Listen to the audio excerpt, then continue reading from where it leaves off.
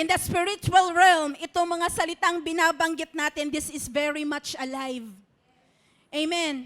Kaya kung merong pinapakawalan na salita dito, tanggapin mo, angkinin mo. Hanggat hindi mo inaangkin ang isang bagay, ang ibig sabihin yan, pinapalagpas mo yon at hindi mo napapagmay-ari. Are you with me?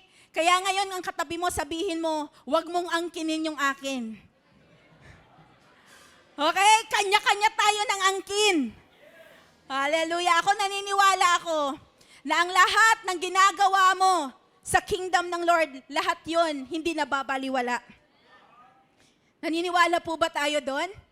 Amen. So much before, estudyante pa lang ako, I was being reminded of Dad Benji with our bishop na noon pa pala talaga, sower na ako. Kasi bakit? When you have Jesus inside of you, ang pera, that is just a money. Money is just a form of exchange. Pero sa kingdom ng Lord, pag binigay mo yon, that is more than enough. Kaya alam nyo kung ano ang naging kapalit ng pagsusid ko sa church na to? God was able to give me the best man. And now my husband. Yung pala ang kapalit nun. Di ba? Kuya-kuya ko lang siya dati before. Yung pala, tinatandaan na rin ako. Excited. Amen. Alam niyo sa mga kabataan, kagaya niyo rin ako dati, nakaupo dyan. Pero who would have thought na darating ako sa punto na magiging lingkod ako ng Panginoon? Ang alam ko lang noon, excited ako sa presensya ng Lord. Tingnan mo yung katabi mo, excited. Maganda, nakaligo, nakaporma, mabango. May mga excited ba dito? Wow! Hallelujah! Kaya ngayong umagang ito, again, let me refresh again my question a while ago. Sino dito may mga pangarap? Wow, yung hindi tumataas ng kamay, ano yan, tapos ng pangarap mo? Mangarap ka ulit! Hallelujah! And you know what? In Philippians chapter 1 verse 6 it says, being confident of this. Sino dito naniniwala ka na mayroong pinasimulan ang Diyos sa'yo? Hallelujah. Ako very much particular talaga ako sa nagre-respond. Kasi alam mo sa hospital, pag ang isang tao hindi na nagre-respond, bangkay na yan. Pero ang alam ko ng mga taga City Hope, buhay na buhay, na buhay na buhay! Hallelujah! Amen. Being confident of this, He who began a good work in you, sino dito may pinasimulan ng Diyos sa Kanya? Ang sabi ng Lord, I will carry it to completion. Sabi ng Lord, kung meron akong sinimulan sa'yo, ang Lord nag-a-attest at nagbibigay ng assurance, tatapusin ko yan. Hallelujah! Do you believe that God will fulfill His promises to you? Amen. Kung naniniwala ka, receive the promises of God. Come on! Receive it! Receive it! Hallelujah! Hallelujah! Alam nyo minsan, hindi madaling mangarap yung katabi mo or ang iba sa atin dahil alam nyo kung ano ang nangyayari? Nabubulagan. Amen. Sometimes it's hard for us to see our future. It's hard for us to see the promises of God. It's because we've been blinded. But let me tell you today, God wants to restore your eyesight. Hallelujah. Sino dito, meron ka nang nakikita, pero ngayong umagang ito, gusto pang palinawin, gusto pang lakihan ng Diyos ang mga bagay na gagawin niya sa'yo. Hallelujah. And you know what? Sabihin mo sa katabi mo, okay lang yan kung wala kang nakikita. Kasi ngayon, God wants to refresh us kung ano ang ginagawa ng Diyos sa mga taong gustong makakita. Okay lang yan na hindi ka nakakakita ngayon, pero i-desire mo na gusto mo muling makakita. May mga gusto ba dito muling makakita siya? Hallelujah! Tapikin mo yung katabi mo, sabihin mo, tayo yan! Hallelujah! Just like in Mark chapter 8 verse 25, once more Jesus put His hands on the man's eye. So isa sa mga miracle at isa sa mga mission ni Jesus dito sa lupa nung nandito siya is to perform miracles. Kaya ngayong umaga, God wants na ibalik sa'yo ang magkaroon ka ng eyes of faith.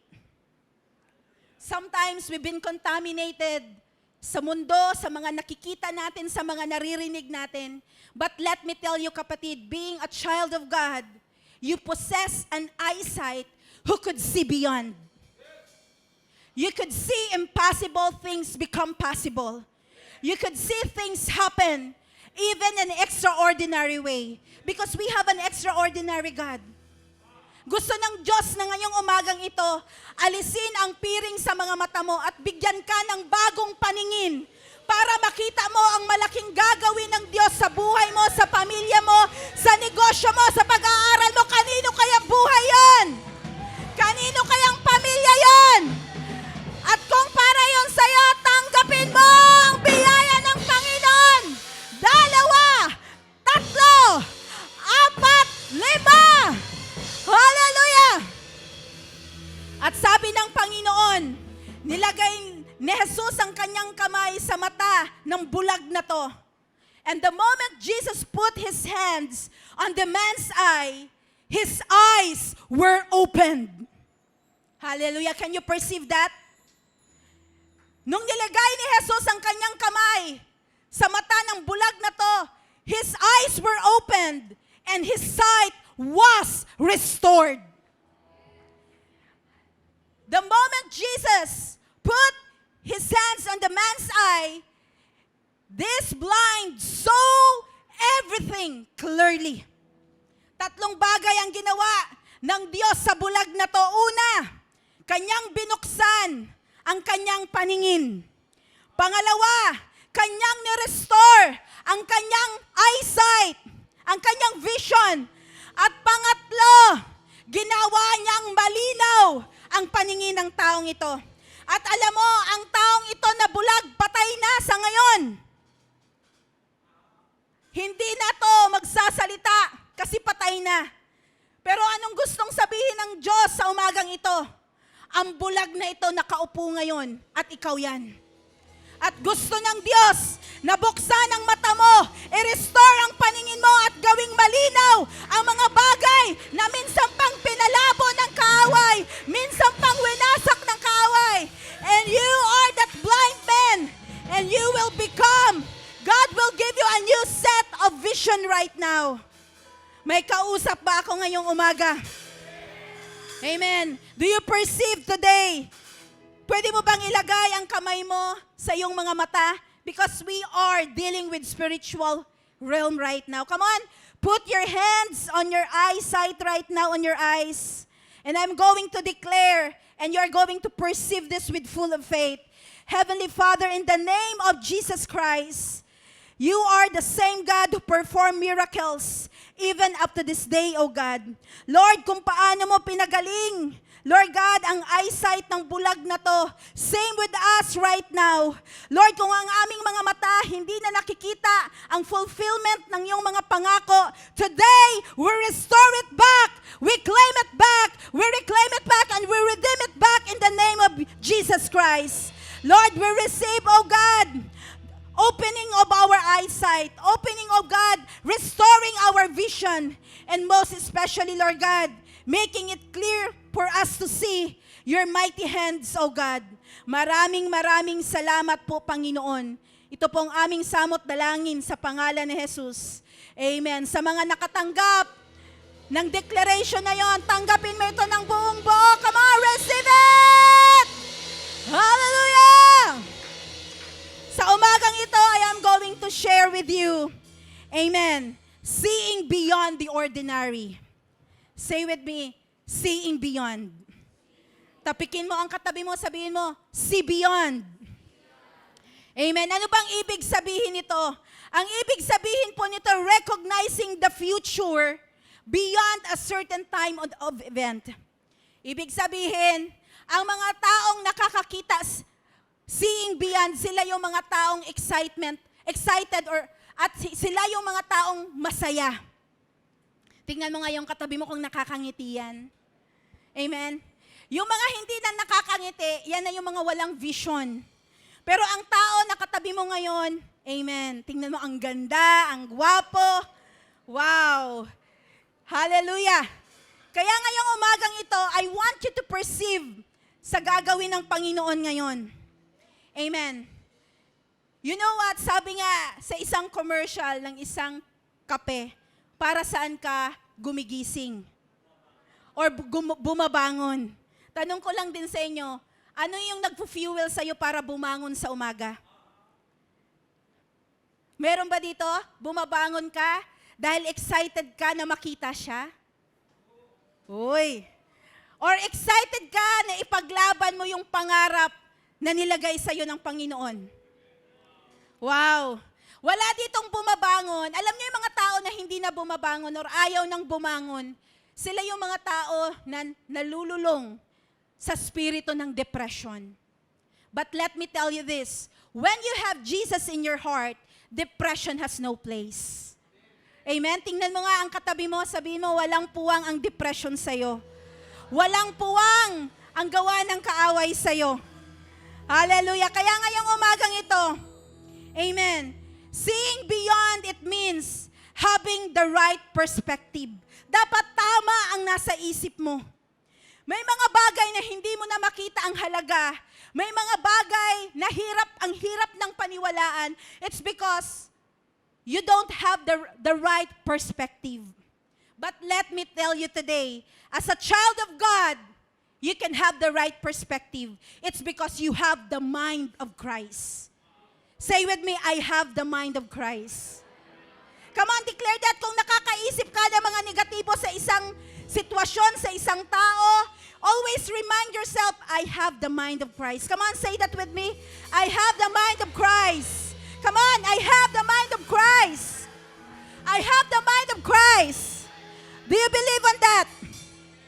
When you have the mind of Christ, you can set your minds on things that are above. Kung meron kang isip na kagaya ng Diyos, meron kang pag-unawa na higit pa sa pagkaunawa ng isang ordinaryong tao. Kaya if you have the mind of Christ, kaya mo magpasensya, kaya mo magpatawad, kaya mo mag-release ng freedom, kaya meron kang kapayapaan. Sino kaya yon? Sino kaya yon? Na makikita mo ang plano ng Lord, it's because you have the mind of Christ. That's why you can set your mind on things and above. Hallelujah! Tapikin mo ang katabi mo, sabihin mo, ako yan. Sabihin mo, ako yan. So I have here pictures. Meron ako mga picture dito. Kung ano yung unang makikita mo, it means yan ang pinaka-active sa subconscious mind mo. Are you ready?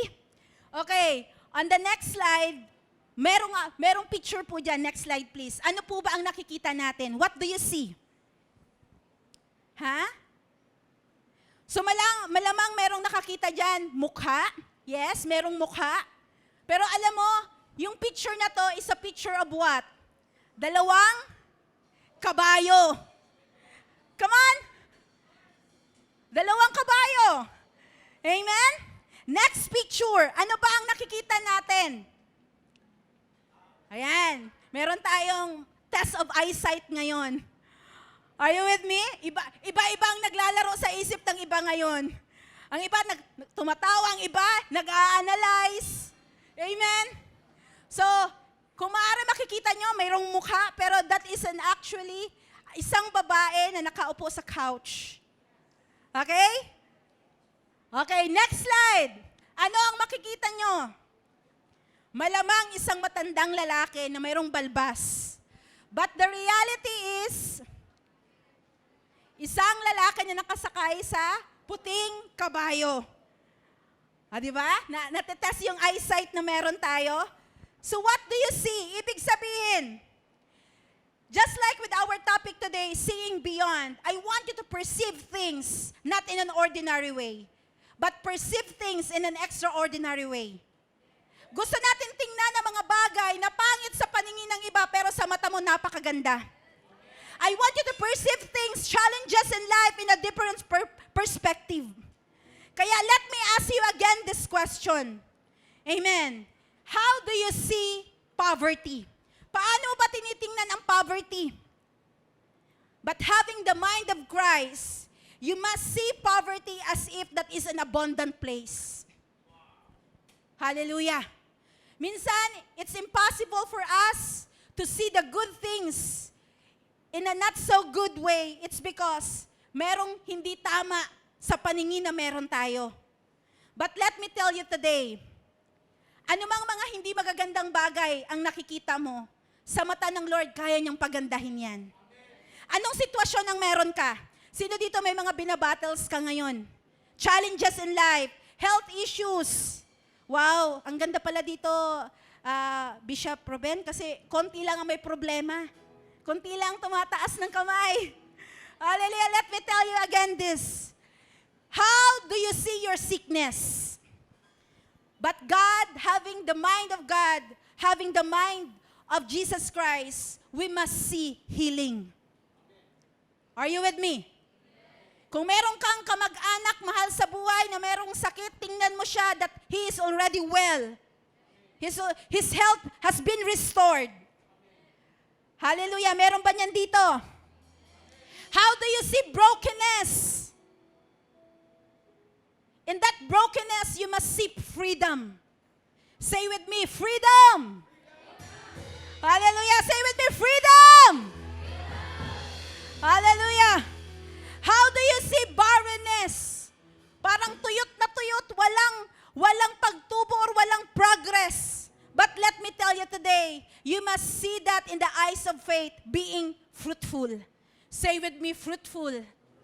Dinideklara ko sa lahat ng gawa ng kamay mo, sa lahat ng maapakan mo, sa lahat ng gagawin mo, there will be always fruitfulness. Kanino kaya yon? Kanino kaya yan? I declare, sa lahat ng gawa ng kamay mo, it shall come to multiply. And the spirit of fruitfulness, receive it! Receive it! Hallelujah! Sino dito? Empleyado ka. Pataas ng kamay. Empleyado ka. You are an employee. But let me tell you today, alam mo pag employee, you know what? You don't have the freedom to serve the Lord. But let me tell you today, in the eyes of faith, desire today na one day, magtatayo ka ng sarili mong negosyo at magpapasimula ka. You know what? You need to have a time freedom. It's because God will call you. At naniniwala tayo na ang mga taga City Hope, you will become a kingdom financier in this church. At magra-rise up ito ng mga business men and women. Sino kaya ang nakaka-perceive nun? Ang nakaka-perceive nun, tanggapin mo! Sa pangalan ng Panginoong Jesus, receive it! Receive it!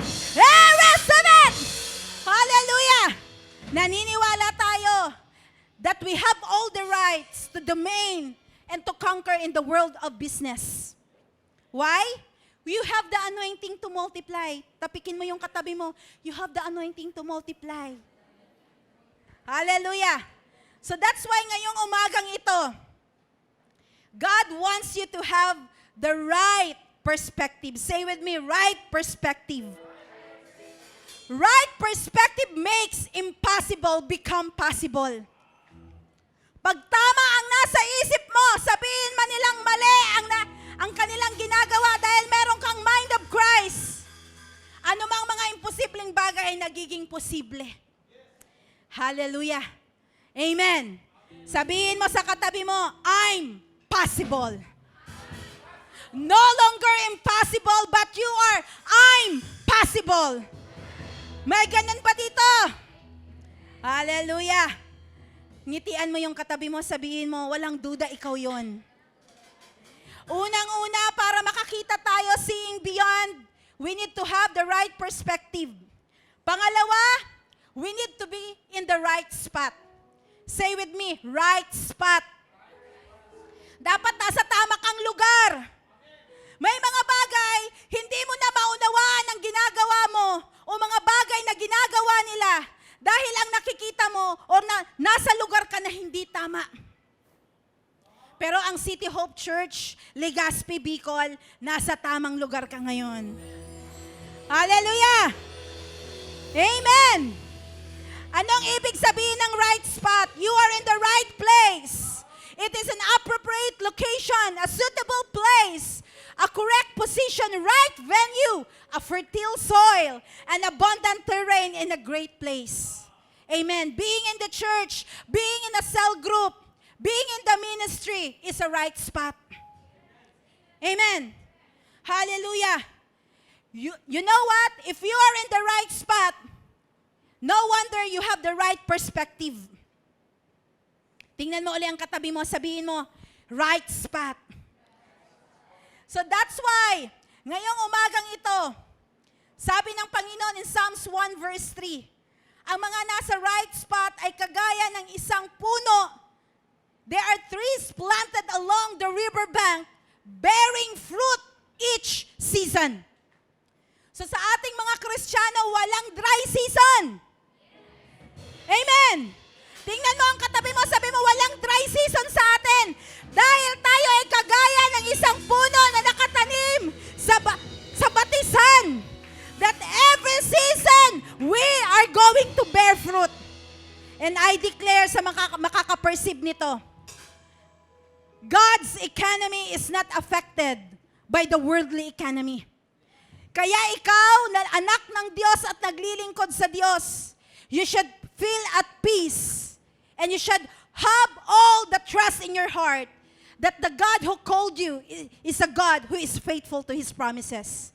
Kaya ang nakaka-perceive nito, anumang season ng buhay mo, don't accept na may dry season sa'yo. But rather, accept the reality na lahat ng yugto ng buhay mo, you can flourish. You can be fruitful. At sinong nakaka-perceive niyan? Lord, ang mga nakaka-perceive nito, unahin mo, Panginoon, receive it! Receive it! Hey, receive it! Hallelujah!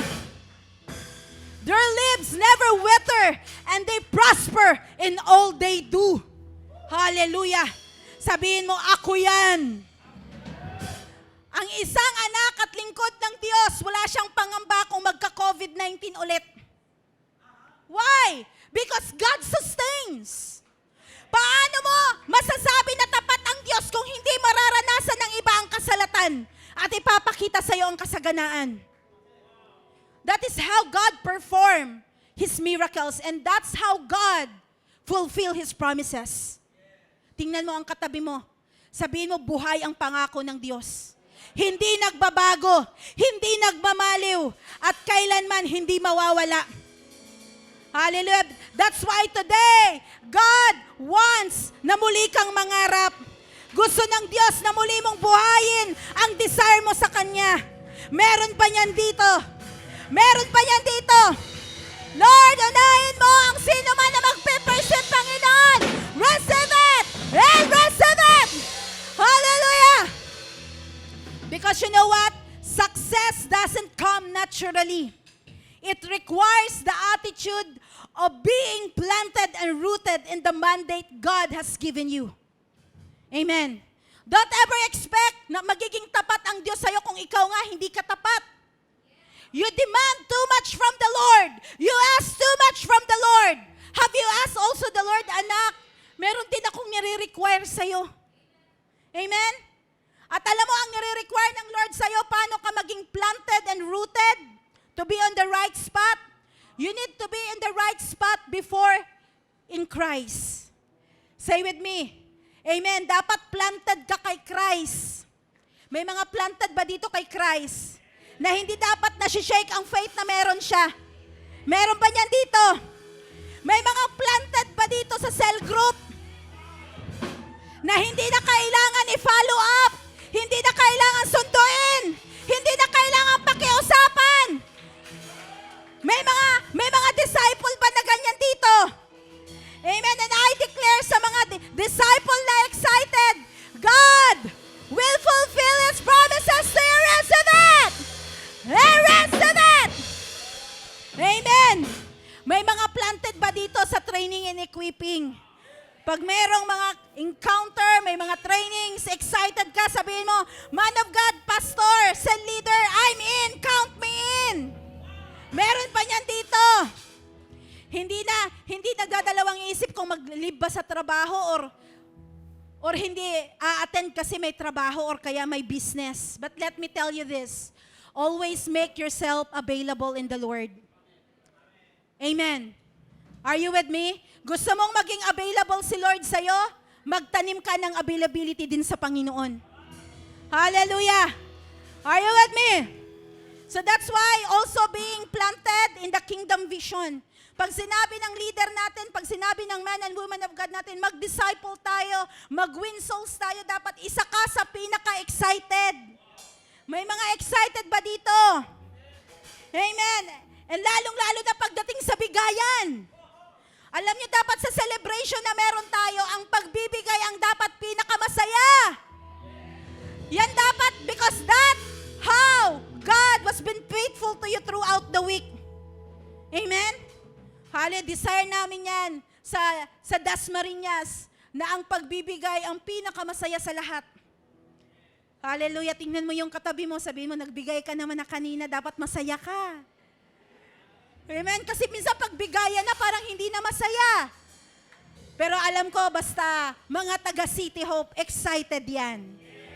Hallelujah! Amen! So kanina sabi ko, seeing beyond, you need to have the right perspective. Pangalawa, you need to have the right spot. At alam mo ang pangatlo, you know what? Isa itong turbo para ma-fulfill ang mga pangarap mo. And this is having the right connection. Say with me, connection. Alam mo, may connection ka naman eh. Ang tanong lang, right ba yan? Amen. Meron ka namang friends. Meron ka namang set of friends. Pero ang tanong, right ba yan? Are you with me? Meron kang karelasyon. Pero ang tanong, right ba yan? May kausap ba ako? Are you with? Alam nyo, sabi ng Panginoon, you can never be on the right perspective, on the right spot, if you don't have the right connection. At paano tayo magkakaroon ng right connection? In John chapter 15, verse 5, yes, I am the vine and you are the branches. Those who remain in me and I in them will produce much fruit, for apart from me, you can do nothing. Pag hindi ka konektado sa Panginoon, hindi mo magagawa ang mga bagay na pinapagawa niya. Simple as that. Why it is hard for us to advance the kingdom of vision? Check your connection. Same also sa Wi-Fi. Amen. Kahit anong ganda ng cellphone mo, anong ganda ng gadget mo, pag hindi ka konektado sa Wi-Fi at hindi mo alam ang password, you cannot access the internet. Same in your walk in the Lord. You've been deprived with the promises of God on how He fulfills His promises. It's because you lost your connection. Kaya ngayong umagang ito, hindi ka lang a-attend ng gawain na ganito for the sake of attending. You are attending here, it's because you want to preserve your connection. And you want your connection to become intact. You want your connection to become strong. Tingnan mo ang katabi mo, sabihin mo, make it strong. Hallelujah! So that's why alam nyo kung tama ang connection mo, tama ang resultang mapuproduce sa buhay mo. At alam mo sino ba itong tama na kumukonect sa'yo at kanino ka dapat kumukonect? Gusto mong malaman? Sabi ng Panginoon, Jeremiah chapter 3 verse 15, and I will give you pastors. So ngayon, City Hope Church, you need to become connected to the man and woman of God. Dahil ang man and woman of God na meron kayo dito, hindi sila, they are not just a regular pastor. They are your men and women of God. Sila ang nagbigay sa iyo. Sabi ng Panginoon, City Hope, Bicol, Legazpi, I will give you pastors. So si man of God, Benji, and woman of God, Pastora Tess, they are a gift sa City Hope Church. Kung regalo sila sa inyo, pahalagahan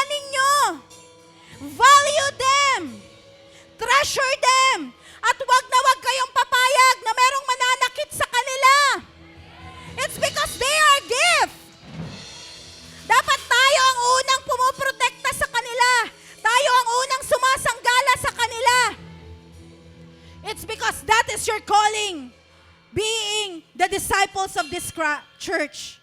May mga kausap po ba ako dito?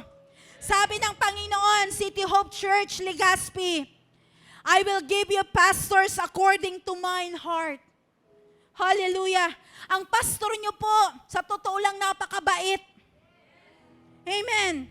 Hallelujah. And I was able to witness that 20 years ago. And I'm so delighted dahil sa kabaitan nila, na disciple nila ang asawa ko ngayon na napakabait din. Hallelujah. Ang sarap palang mapangasawa ng pastor. Amen. Are you with me? Kaya yung katabi mo, mag-desire ka na yung magiging kapareha mo, man of God. Hallelujah. Sabi dito, according to mine heart, which shall feed you with knowledge and understanding. Hallelujah. Have the right connection. Say with me, right connection. Bakit sinasabi ng Panginoon right connection? Kasi sabi niya in Psalm 66 verse 12, then you put a leader over us.